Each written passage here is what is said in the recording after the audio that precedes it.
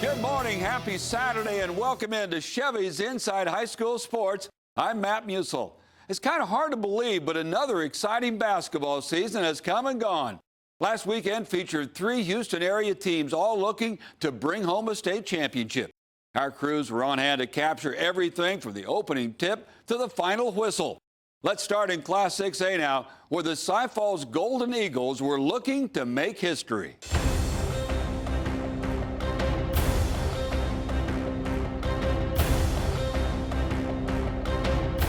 Cy Falls hopes to cap its dream season with a perfect ending against San Antonio Wagner in the 6A state championship game. But one night after winning a triple overtime thriller in the semifinals, the Golden Eagles start sluggish and find themselves in an early hole. We started out a little sluggish. They got it in early and had some success, and then we made some adjustments, and we continue to make adjustments throughout the course of the game. Kendall Scott drives along the baseline for a first quarter slam, but the Golden Eagles still trail 19-11 after one. DJ Weaver provides a much-needed spark to start the second. He gets the block, and Nigel Hawkins finishes at the other end for 2. Cy Falls defense holds Wagner to just 22% shooting during the second and third quarters, and the Eagles outscore Wagner 12-4 in the second as Hawkins knocks down another jumper, and we're tied at 23 all heading to halftime. The first quarter got us pretty hard. It was a shock. But when the second quarter hit around and we actually understood what was going on and what their weaknesses were and their strengths, we started to figure out that we should use more elaborate defenses, as well as our offense needed to be a little bit more precise when we were going against them. In the third, Scott is there to put back a Hawkins miss and gives the Eagles their first lead since the opening minute, 25-23 Cy Falls. Leading by 2 in the middle of the third, the Eagles go on a big 11-2 run, keyed by Andrew Wynn. He blows past his defender off the dribble, not once but twice, and Cy Falls leads 38-30 after 3. Hawkins opens the fourth by slicing into the lane and finishing with a scoop shot for 2 of his 18 points. In the meantime, his backcourt mate, Trajan Wesley, continues to dazzle. Check out the spin move. Wesley leads the way with a game-high 20 points. He got that dog in him, man. He's had it all season, and he saved us a lot of games with his clutch play and his clutch shots. Leading 49-40 with 3 minutes left in regulation, Hawkins gets into the lane again, this time laying it up with his left hand, and the Golden Eagles can start to sense the title is within their grasp. But Wagner won't go away lightly. Jalen Hanspard gets the bucket and the foul. That cuts the Cy Falls lead to 3 with 44 seconds to go. Wesley finally puts the game on ice. He grabs the rebound and takes off down the floor. He lays it in, and Cy Falls pulls away to win the first state title in school history, the final 63-57.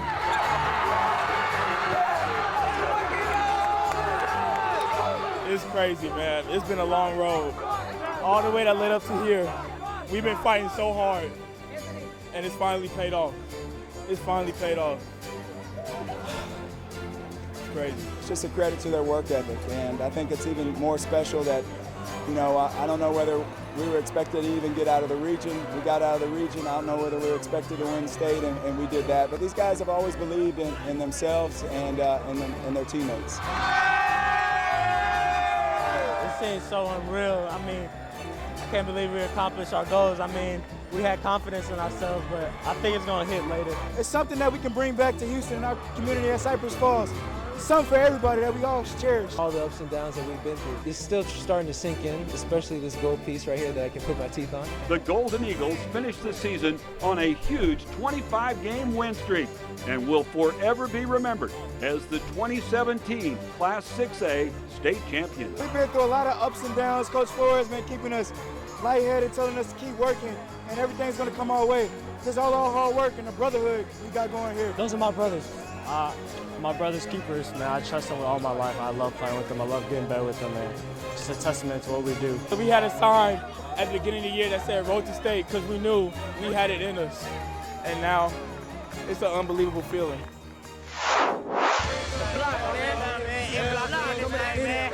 In the Class 5A title game, Fort Bend Marshall squares off with Mansfield Timberview.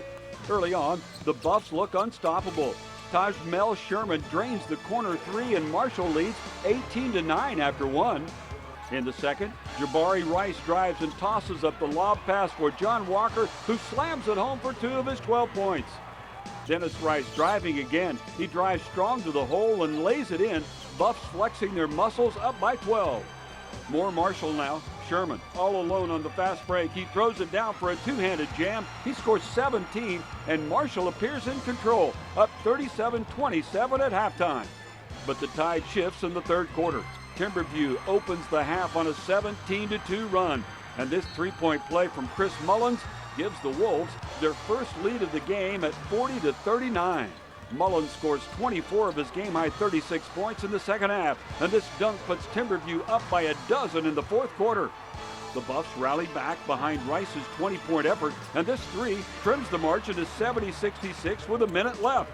But Marshall can't get any closer, and the best season in school history ends with a 74-66 loss in the state championship game. I'm proud of these guys. You know, they worked hard all year long, and like I told them, yeah, you're sad, but you have nothing to be ashamed of.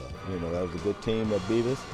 We beat a lot of good teams, so, you know, that's the way it goes in life.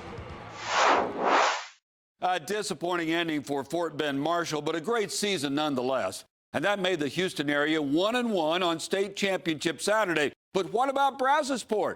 The Exporters were one of the season's biggest surprises, as we find out in this week's Chevy Spotlight.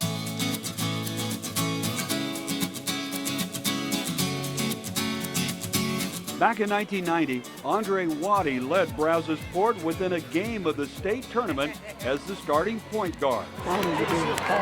Now, almost 30 years later, Waddy has the Exporters in the state championship for the first time in school history, this time as Brazosport's head coach. We've had some ups and downs. We've seen this team grow in so many different ways this year, in ways that I haven't seen in the past 16 years as a head coach. When nobody else believed, they believed. The Exporters have made believers out of just about everyone this season, racking up 33 wins en route to a state title appearance. These guys, they are calm, cool, and collected, starting with Chris Rosso, Hunter Quick, and also Jalen Johnson. And you know, they're the leaders on the floor, and they bring that calmness and composure to everyone else. It's Rosso, one of only 3 seniors on this team, who assumes the role of floor general that was once patrolled by Waddy. That's my uncle. Like, we are related, really. Like, I grew up around Coach Waddy. Like, he taught me how to be a leader and everything, so it's the bond I really love about him. As a former point guard myself, you know, being able to pass that on to Chris Rosso and allow him to be the coach on the floor. Brazosport boasts a deep roster, and Waddy can turn to a number of different players for contributions on a nightly basis. The bench that comes in brings the energy, and so when the bench come in, that makes the first 5. When they stay in, they bring the energy. So we got energy 24/7 during the game. Each player knows their role, and they've accepted their role. In the past, you know, we've had talent, but it takes a team, guys coming together and playing their role, supporting each other in the role that they play. The Brazosport community has rallied behind this team, with thousands of fans making the trek to San Antonio, making them the most beloved Exporters since Art Vandelay on the hit show Seinfeld. So many people coming back home, Freeport, and all over the place, live different places.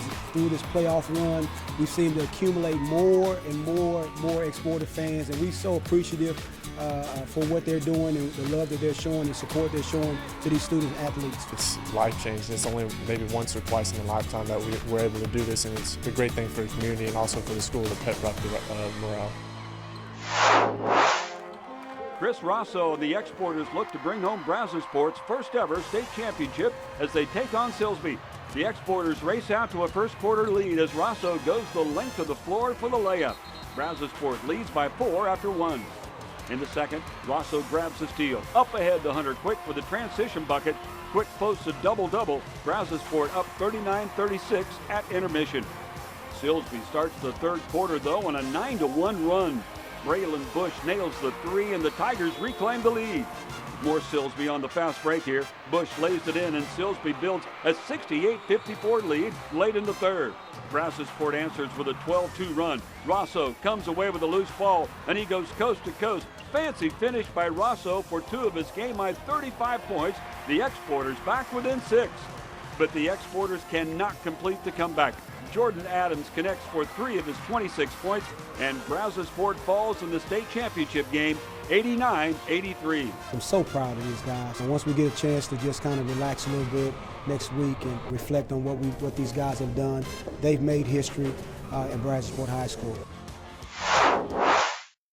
So a difficult ending for Brazosport, but Coach Andre Waddy and his team should be very proud of the best season in school history. It was quite a run for the Exporters, and we say congratulations to them. Now, some of the players even told me after that championship game that this is going to make them even more hungry to get back next season. I love to hear that. Hey, don't go away, because when we come back, we'll catch up with the baseball program at St. John's High School.